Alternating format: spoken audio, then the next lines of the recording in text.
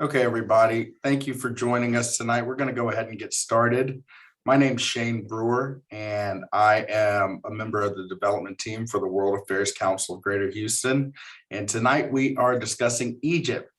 We're very excited for all of your interest in our upcoming trip here in 2022. And we're excited that you all want to take the time to get to know a little bit more about the trip and what it entails. Tonight's session is going to take about an hour. And it will detail some of the aspects of the trip. We ask that if you do have any questions, in the interest of time, you just hold off on asking questions until the end. And with that, I will leave it to the man of the hour. Ilias, are you ready to begin? Yes, Shane, thank you very much. And hello, everybody. Good evening. From Jersey, New Jersey, just behind me, you'll see the Great Pyramids of Giza, but I'm not located there. I'm located in Jersey City, New Jersey. And just for those of you who haven't met me before, I am with Tourcom. We organize the trips for World Affairs Council of Houston.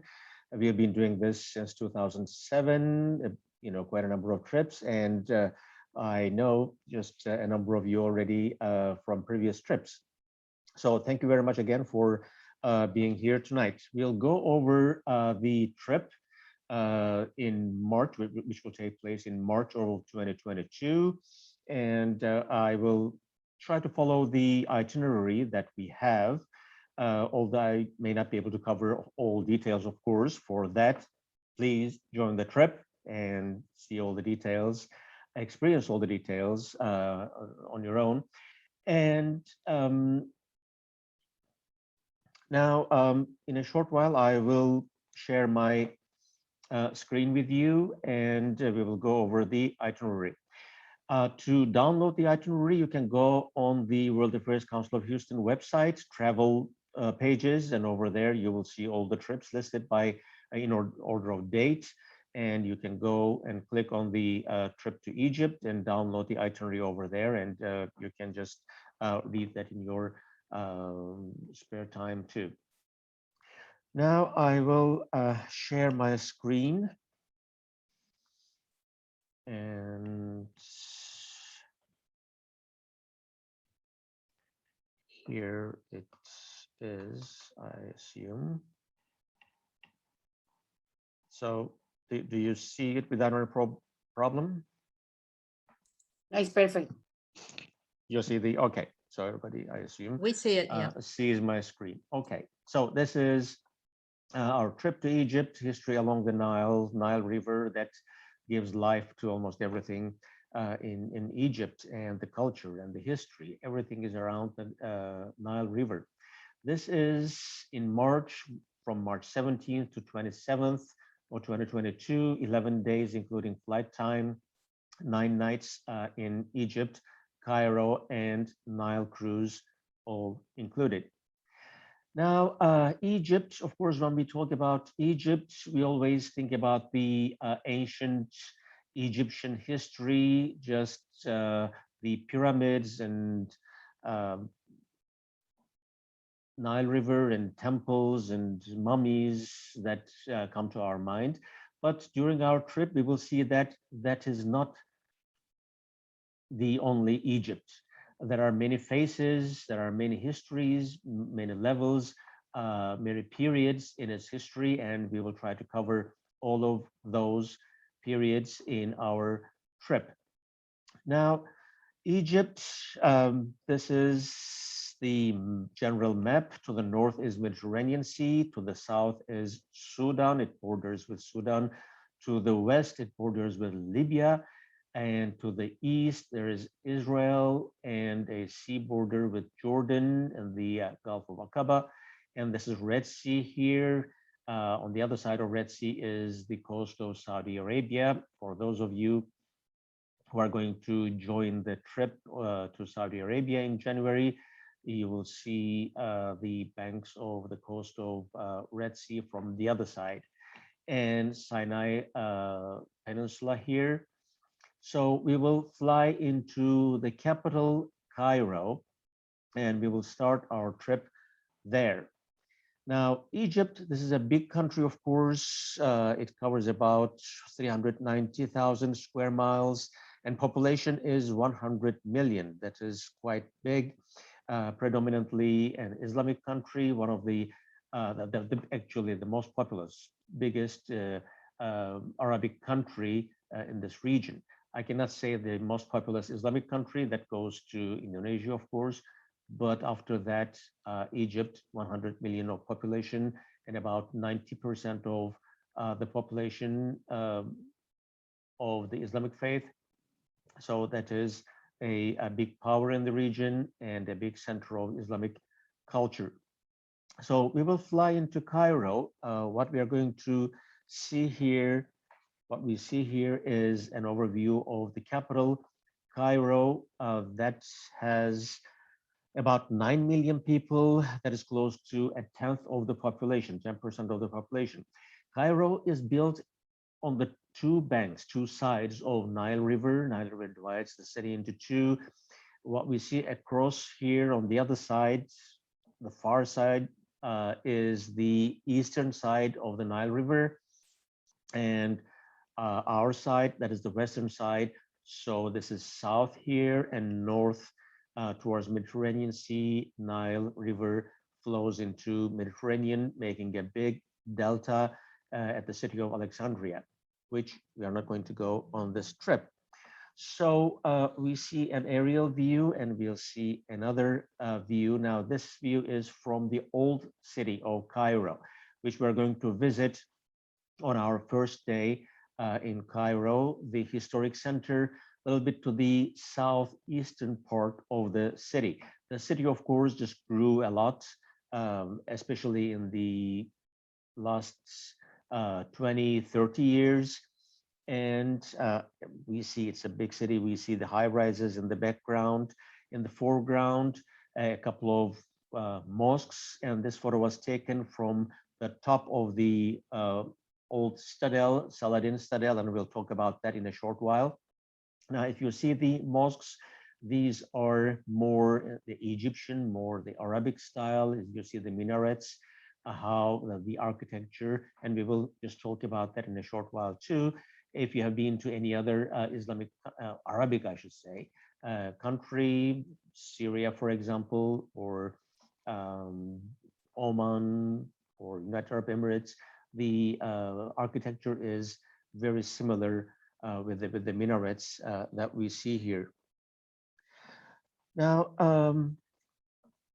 Excuse me, Ilyas, I had an exhausting day and I have to get up super early in the morning.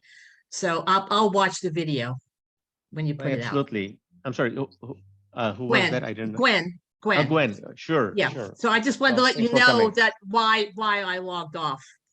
Sure, definitely. I didn't want to just disappear without saying something. Sure, thanks for letting us know. So this is another view of Cairo. This is the main square, Tahrir Square. I'm sure you heard the name and you may remember Tahrir Square from the news, especially during the beginning of the Arab Spring in 2011. If you remember, just millions of people gathered here. That was the highlight of the beginning of the Arab Spring, and the resignation of Hosni Mubarak was the result of this big gathering and demonstration and the beginning of Arab Spring in Egypt in 2011.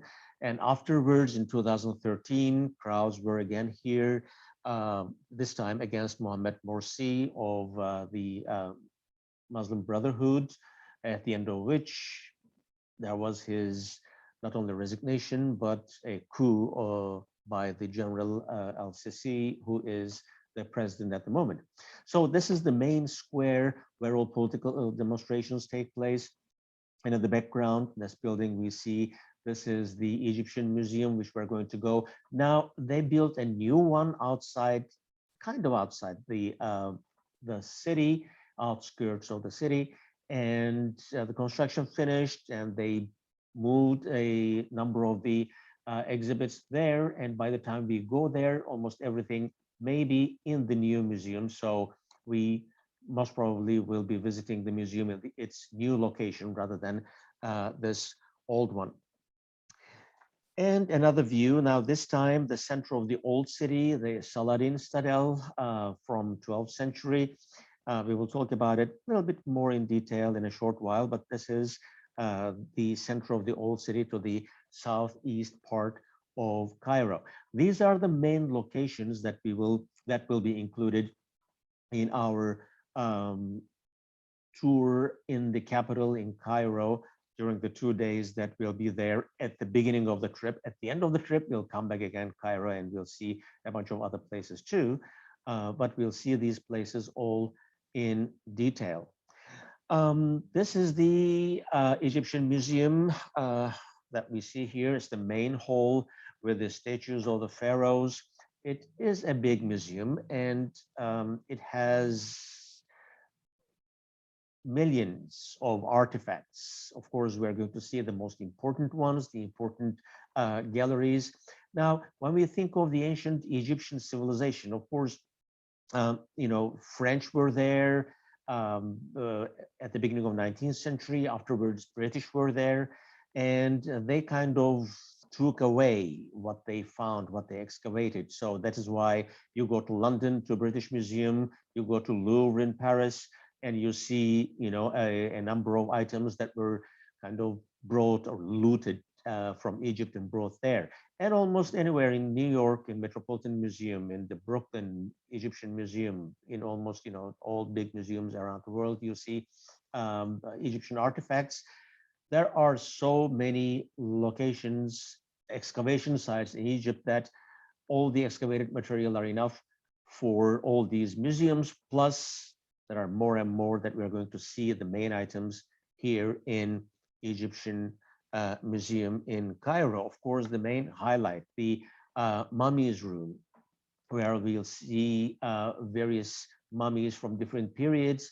We will hear about or learn about the mummification process, how it was done, and of course, the most important one, we will see the room of Tutankhamun, the child king from the beginning of 14th century BC. And his tomb was discovered in the Valley of the Kings in Luxor in 1922. In the museum, we will see his mummy, partly his cartouche, not exactly the mummy. And then in Luxor, we will see the actual burial chamber of King Tutankhamun. And then now going back to Old Cairo, the Citadel of Saladin. Now, Saladin, he is the famous general and the ruler of what is today's Syria and Egypt in 12th century. He fought against the Crusaders. He captured Jerusalem from Crusaders. And he also captured Egypt, and he was the first Islamic ruler who ruled Syria and Egypt both at the same time. So the castle was, the construction of the castle was started during his time at the beginning or middle of actually 12th century by 1176. And then the place was occupied almost continuously till the middle of 19th century. And the most recent renovations were done in around 1840s, 1880s. Now the mosque we see here, this is a close-up of the mosque. This is Muhammad Ali Mosque from 1830s. Construction started in 1830 and ended in 1848. Now Muhammad Ali, first of all, the mosque, as we see, the architecture of the mosque is quite different from the two mosques that we saw a couple of minutes ago.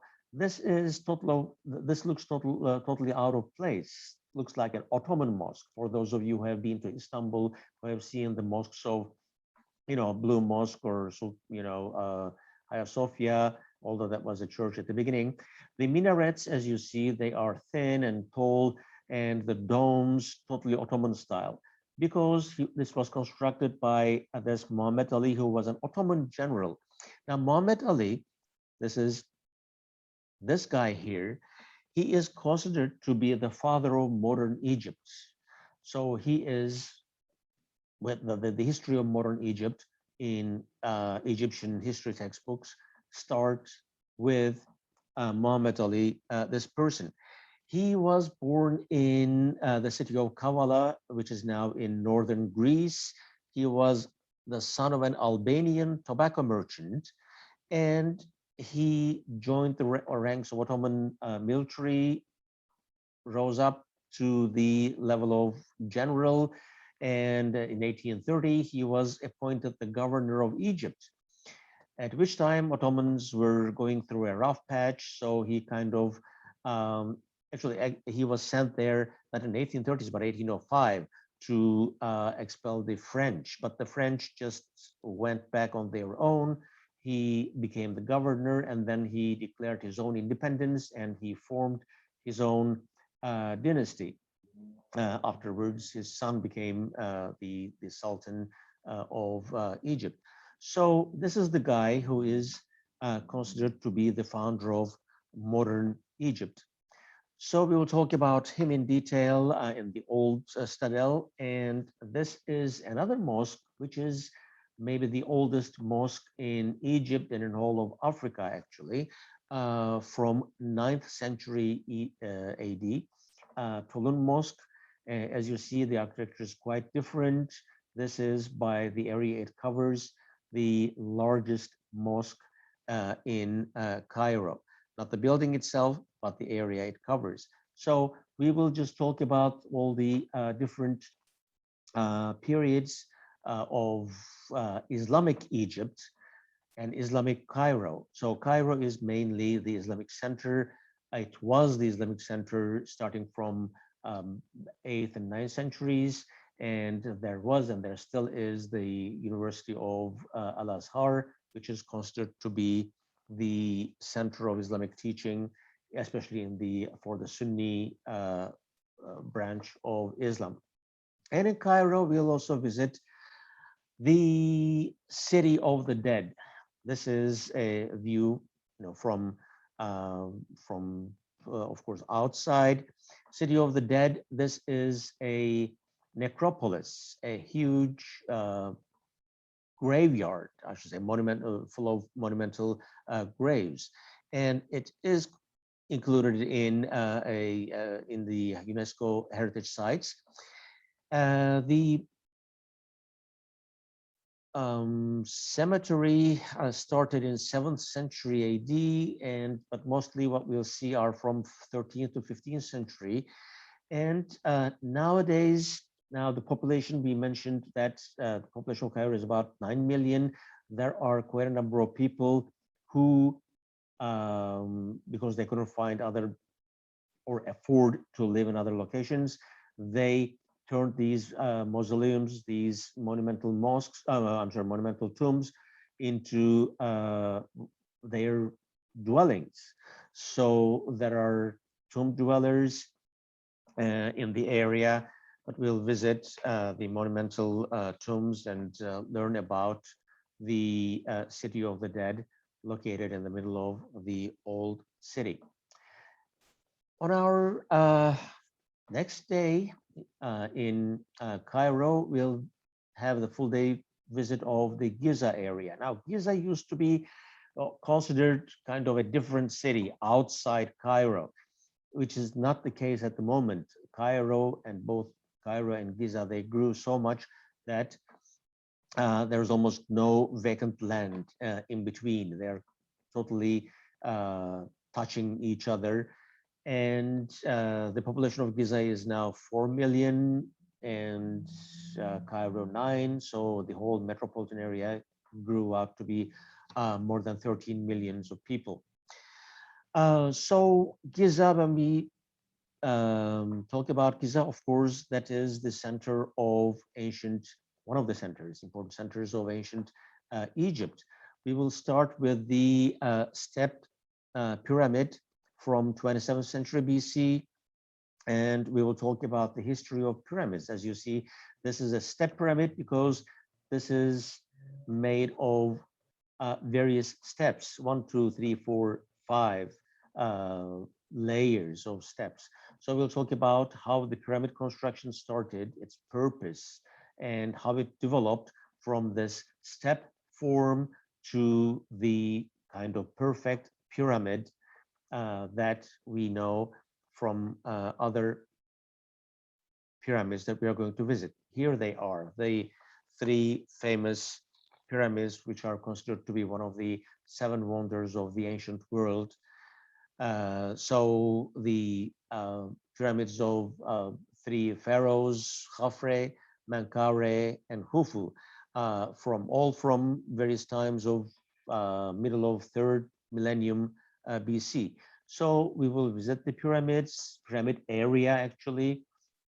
We will talk about them. Of course, we will have a local Egyptologist guide with us, who is an expert in his field or her field, and who is going to tell us all the details about the pyramids and pharaohs. And the solar boat, of course, just talking about pyramids and pharaohs, just we'll visit the Museum of the Solar Boat that was constructed for the pharaoh Khufu, and then buried in ancient Egyptian belief. This was the boat that was believed to take the pharaoh to the other world after the pharaoh's death. So we will see this in detail in this special museum. And of course, the Sphinx. The Sphinx. Now, this is also from the same period, and this is supposed to be the likeness of Pharaoh Khafre. We have a private special visit of the Sphinx, the Great Sphinx. Normally, the visitors are not allowed to go close by, just you watch it, you see it from afar, from a distance, but we have a special permit to go in, walk all the way to the area of the Sphinx, to the Sphinx itself, and see all the hieroglyphics and all the paintings and writings in detail and learn about it up close. So this is our time in Cairo for the beginning of our trip. And then we will fly south to Luxor for to continue our trip and to start our cruise. This is our flight down to Luxor.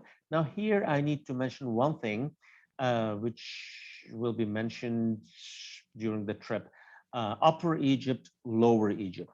Now, in ancient Egypt, there was an Upper Kingdom and Lower Kingdom. There's Upper Egypt and Lower Egypt. When we say that way, we always visualize the map, and Upper Egypt, we think of the northern part of Egypt, and Lower Egypt, we think about, just let me go back, the southern part of Egypt. This is just the opposite. Lower Egypt is here, Cairo and Alexandria. That is by the sea, of course, by elevation, this is lower. And as we go south, elevation gets higher. So this is higher. Upper Egypt is to the south. So we'll fly to Luxor. And here is an aerial view of Luxor. Now, Luxor is also, this was one of the ancient capitals of ancient Egypt. It is located on the east and west banks of Nile. Now the temples, our main itinerary when we arrive there, we'll visit the temples of Luxor and Karnak. Both are located on the eastern side, eastern bank of Nile River. This is the Luxor temple, an aerial view. Another view from the front entrance. This is from around 1400 BC. And the temple of Luxor This wasn't dedicated to a specific god. Of course, ancient Egyptian religion had a big pantheon. And of course, our guide will talk about all those deities and give us detailed information. But this temple and the Karnak temple that we're going to see later, they are not dedicated to specific gods, but they are mostly for the deification of pharaohs, and the coronation of pharaohs took place in this temple. Here is another view, the main entrance. Of course, the architecture is colossal. The statues are colossal. We will learn about the significance of these hats of the pharaohs, what they mean, how they were before Egypt was unified, before or unified unification of the upper and lower Egypt at about the beginning of 4th millennium BC. And we will go into the temple. We will see the ceremonial halls and learn about the architectural details and how these were built, the technology of those times, how those slabs of stones were carved and brought here and then erected. That is an interesting story, more from the Temple of Luxor. And of course, the reliefs, the pictures, and the hieroglyphics. We will learn about the symbols, what this Ankh symbol meant, and what the solar disk meant on top of a deity or depicted on top of a pharaoh. So they all had specific meanings which we are going to learn. Here we see, for example, on the right-hand side, the deity Anubis, that is the jackal-headed deity who presided over the embalming process, the mummification process, and also this deity accompanied the kings to the afterlife, the pharaohs to the afterlife. So on the left-hand side, we see the pharaoh. You see the cobra here on the front of his head. We will learn what this means, all the ceremony and the symbolism of the hieroglyphics. They are really quite interesting, which we are going to learn. And Karnak Temple, this is a panoramic view of the Karnak Temple. Again, a ceremonial temple. We will walk along the ceremonial entrance, the ceremonial road, and a close-up view of the rams on the both right and left-hand sides of the ceremonial road. The interesting wall paintings, we will learn about the daily life, the agricultural practices of ancient Egyptians. Here we see scenes of a harvest. Of course, it all depended on the cycles, the flood cycles of the Nile River. So we will learn about how Nile brought life to ancient and modern Egypt. That is an ongoing process, an ongoing, causing ongoing political problems, discussions, sometimes wars, still going on between Egypt, Sudan, and Ethiopia, for example, just building dams along the way. Every time a country builds dams, Egypt just claims that they suffer, which they do. So we'll see all these wall paintings. These are just prayer and mourning of ancient Egyptian women. And on our second day in Luxor, we will visit this time the west side, west bank of the Nile River, the Valley of the Kings. Now this is, as you see, it's quite barren at the moment. The valley, of course, they built the pyramids as tombs of the pharaohs. They were too prominent, easy to loot, easy to destroy. So they moved the capital, and together with that, they moved the burial places. And instead of the pyramids, they this time carved burial chambers in the valley on the both sides of the mountains. This is another view. As you see, for example, here, this is a small entrance to one of the burial chambers. So the nobles, the pharaohs, the royal family, mostly they were buried in the valley. Of course, entrances were all closed. It was not possible to even see from outside or understand that there were these chambers here. When they were discovered, or after they were discovered and excavated, they constructed all these roads that we can now walk and go in and see a number of burial chambers, the important ones. This is, for example, the entry to the tomb of Ramose, one of the nobles, and we see the decorations. Mostly it shows the funeral process, and it is illuminated inside. We won't be able to take any pictures. That is not allowed to protect the paintings and all the hieroglyphics and everything. But we will see these in details. And of course, the most important one, the burial chamber of King Tutankhamun. And here it is. So we will see and learn about this in detail. And of course, we will visit the temple of Queen Hatshepsut. She was, well, she was one of the only two female pharaohs. We will learn about her story and this monumental temple dedicated to this female pharaoh. She has a very interesting story, and we will learn about this on the spot, and we will visit the temple and see all the detailed paintings from her time. Now, when we arrive in Luxor, we will spend the night on our ship. Our ship will be docked at the port over there. We will spend the night, but then our cruise will start and we will go down south, sailing first to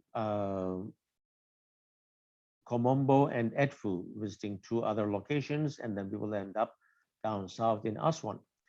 Now, at this point, I think it'll be nice to talk about our Nile cruise. Now, this is our ship, our Nile cruise ship, and it has 3 decks. It is not a big ship. I mean, not Nile cruise boats are not that big in the first place, and this is the regular size. It is one of the nicest ships that are cruising along the Nile. And this is the lobby of the ship. Let's see more of the interiors. This is the lounge and the bar area.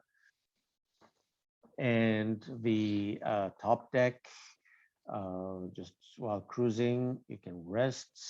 There is a jacuzzi, a small pool, a nice view of both sides of the Nile River. And of course, just good dining, tasting various Egyptian dishes. And our cabins, they are all cabins with view. There are no interior cabins. So all our travelers will have cabins with windows. Of course, just being on a ship, the cabins are not that big, more limited space, but there'll be Wi-Fi, not maybe for video conferencing or Zooming, but for your emails or reading the news. So that'll be our Nile cruise for 4 nights, and our cruising from Luxor to Aswan. We will stop at Edfu and Komombo to visit 2 more temples from different times. Now, this is Edfu, Temple of Horus, the sun god. This is a very, very recent when compared to recently built temple when compared to all the others. Recent meaning 1st century BC. So it is, you know, again, more than 2,000 years old. And we see the reliefs. And then we'll sail to Komombo, and we'll see the temple of a temple dedicated to 2 gods, Haroeris and Sobek. Haroeris, the sky god, and Sobek, here we see in the middle the crocodile headed god. And we'll learn more about the Egyptian deities, their meanings, the significance of Egyptian mythology. And we'll continue cruising down south to Aswan. That is Upper Egypt, as you remember. And Aswan is also it's a smaller city on the banks, east and west banks of the Nile River. This is all you see, feluccas, the traditional sailboats. These were used for hundreds of years, maybe longer than that. And they are the traditional sailing boats, not only on the Nile River, but on this side of Mediterranean, also on the Eastern Mediterranean ports. At the ports, it was possible to see this kinds of sailing boats throughout history. And these were used for fishing or for carrying goods, and they are still being used today. So this is a nice scenery. Another view of Aswan, as you see, the life of the green is on the 2 sides of the Nile close to the river. And as you go further away from the river, it is desert. So in Aswan, we will visit one of the ancient quarries of, here we see an unfinished obelisk. They quarried the limestone here and carried the slabs, the pieces of rocks. Mostly they just carved the outlines here on the spot and then carried them through using those boats to wherever they were needed to build temples or to carve statues of pharaohs, the sculptures and everything. So they would just carve the outlines here, carry them on the spot, and then carve the details on the spot. So we will visit this ancient quarry, and then we will visit another temple, a Philae temple. Now, the interesting thing is this Philae temple was built on the Philae Island on the Nile River, but the Philae Island, the actual Philae Island, is not there anymore. When they constructed the dam, there was this big Lake Nasser behind the dam, and the Philae Island is now underwaters. So to save the temple, they just dismantled it and carried it onto another island on the Nile. So this is its second place where they reconstructed it. And we are going to see this temple, which was dedicated to the goddess Isis. And we will learn about this temple and all the details. And in Aswan area, we'll also visit the Nubian Museum. This is an interesting museum that has exhibitions of the local culture. Now, Nubia, when we talk about Nubia, that is Upper Egypt, and that is actually what is today Sudan, more, Africa proper, Black Africa, as opposed to the northern part of Egypt, which is mostly today dominated by Arab culture. So this Nubian Museum carries the exhibits of the more African side of uh, artifacts from the African side of Egypt. The building itself, it's a prize-winning architecture, real piece, and the exhibits are also very interesting. And we will leave our ship. Our Nile cruise ends after the end of the fourth day. And before flying back to Cairo, we'll have an excursion from Aswan to down south, all the way down south to the Egypt-Sudan border to Abu Simbel. Now, Abu Simbel, to see this temple, which was also now originally carved into the rocks, and the original spot would be buried under the waters of the dam. So this was also cut into pieces and carried to this new location and reconstructed over there. This temple, where actually there are two temples carved into the rock, built by the famous pharaohs Ramses I and Ramses II at the end of 12th and beginning of 13th centuries BC. So we will see these monumental statues and the temple, and it'll be down south. So just we'll fly there very early in the morning to not to be there in the heat of the day. We'll see the temples, and then we will, here, this is another view of the temple, and then we will fly back to Cairo, the capital.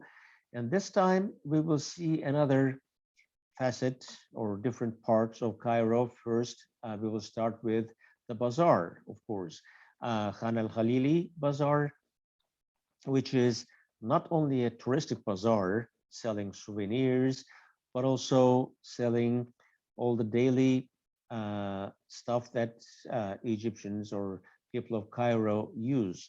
Of course, there are cafes and there are restaurants, and we'll taste the Egyptian tea, which is a little bit different from, let's say, Turkish tea or Iranian tea. This is more, they put mint in it, and it's quite sweet.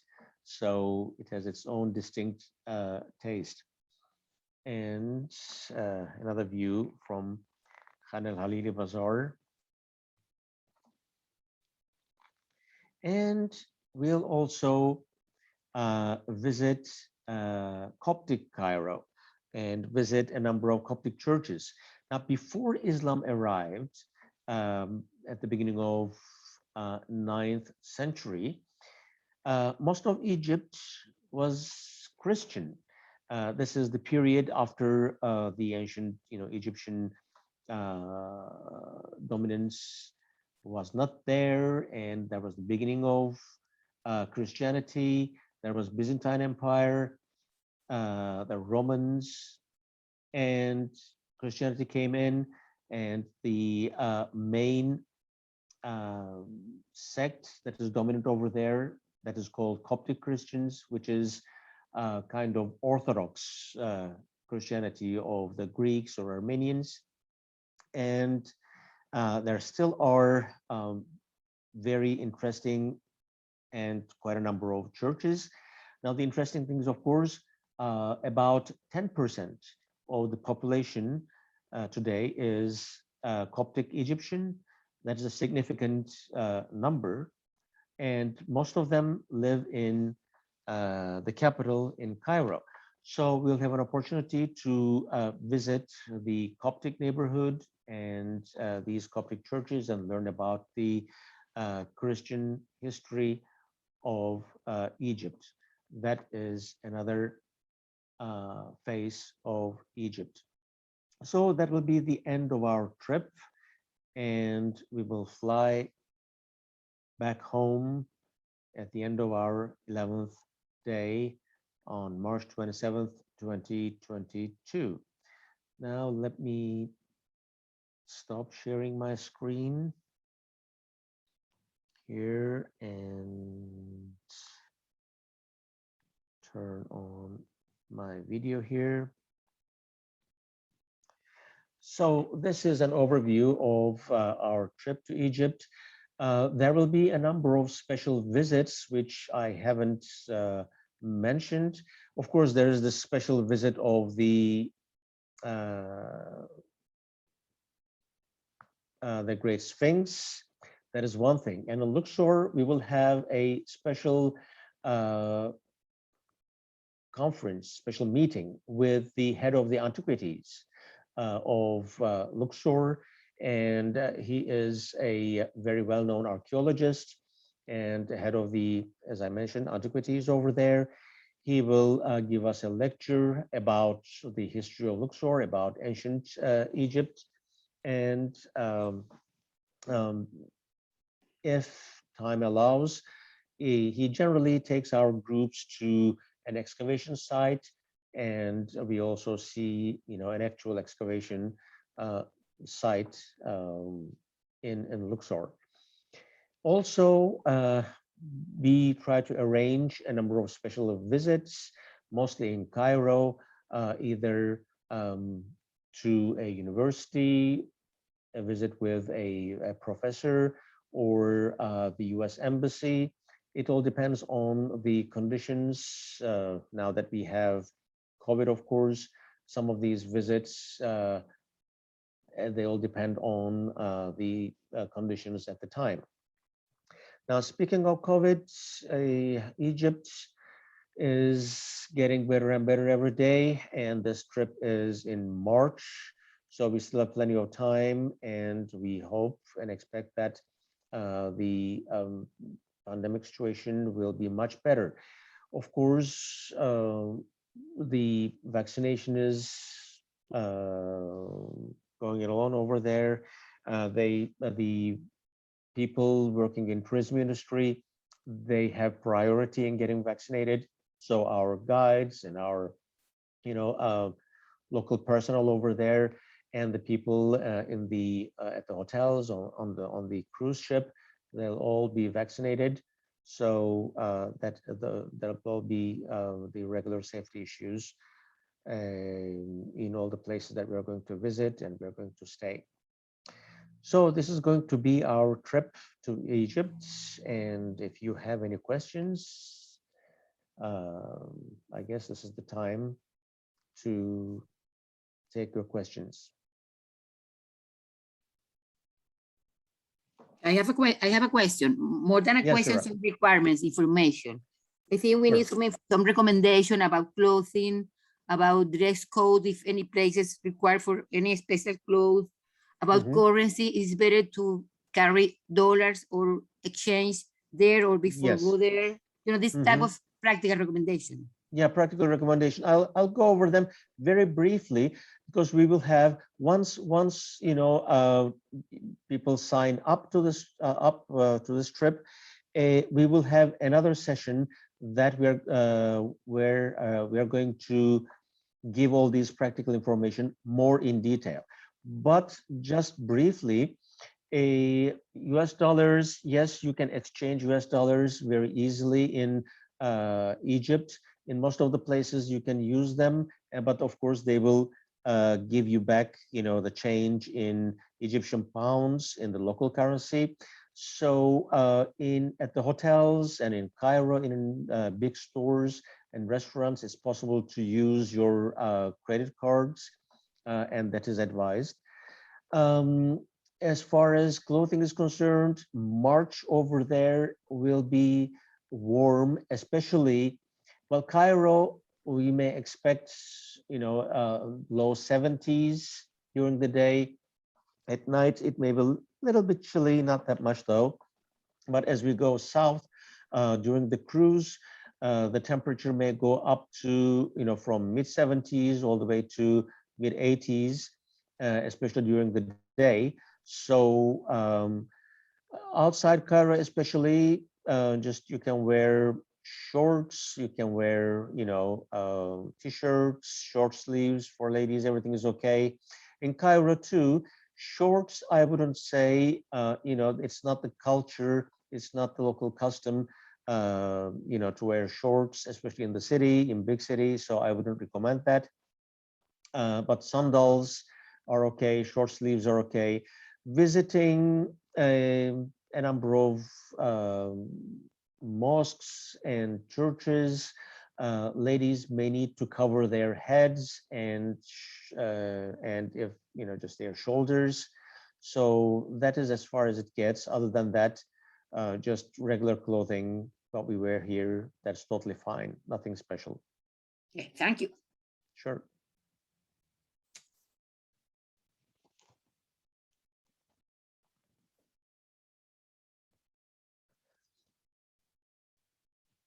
So any other questions or? So, well, thank you very much for joining this session, and I hope that you will be on the trip and you will see Egypt more in detail, live.